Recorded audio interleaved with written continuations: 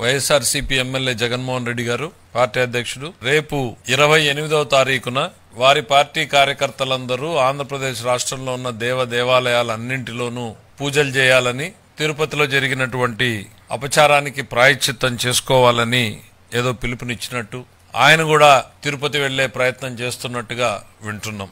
జగన్మోహన్ రెడ్డి గారు ఆయన మారలేదు, ఆయన ఆలోచనలు మారలేదు, ఆలోచనలు మానలేదు కూడా.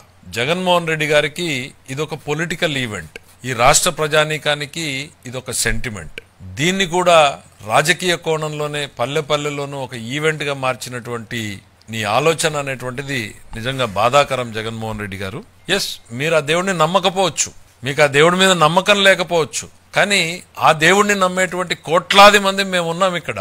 ఆ దేవుడికి మీరు ఒక పొలిటికల్ ఈవెంట్ లాగా దీన్ని తయారు చేయడం అనేటువంటిది చాలా బాధాకరం. దయచేసి ఇక మీరు చేసినటువంటి పాపాలు చాలు, ఇక భక్తుల మనోభావాలతో ఆడుకోవద్దు. మీరు కల్తీ నెయ్యి అన్నది నిజం, లడ్డూ తయారీలో వాడబడింది అనేది నిజం, అపచారం జరిగింది అనేటువంటిది నిజం.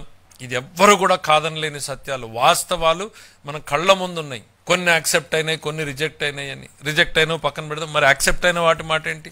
జూన్ నెలలో, జూలై నెలలో ఇవన్నీ ఎందుకు?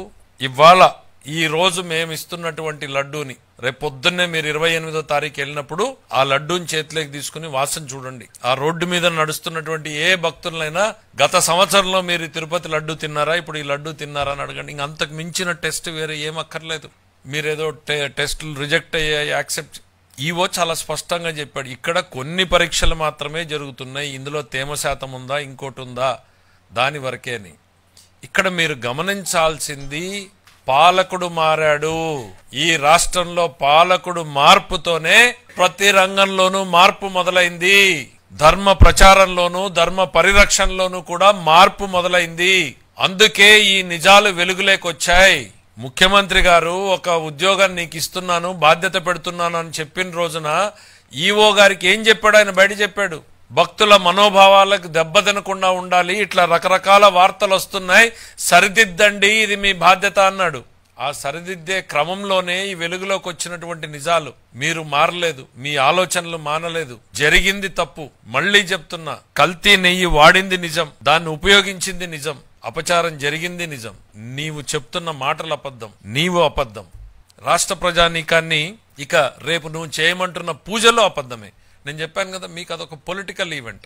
దయచేసి ఇక జరిగింది చాలు. ప్రజల మనోభావాల్లో నుంచి ఇది ఎంత తొందరగా పక్కకు పోయి మా దేవుడి మీద మనసు లగ్నమైతే మాలాంటోళ్ళం సంతోషిస్తాం.